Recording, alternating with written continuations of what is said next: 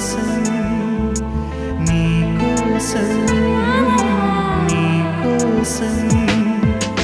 ఎప్పుడు లేని ఆలోచనలు ఇప్పుడే కలిగెను ఎందుకు నాలు నీకోసం నీకోసం ఈ లోకమిలా ఏదో కలలా నాకంతా కొత్తగా వింతగా కనిపిస్తూ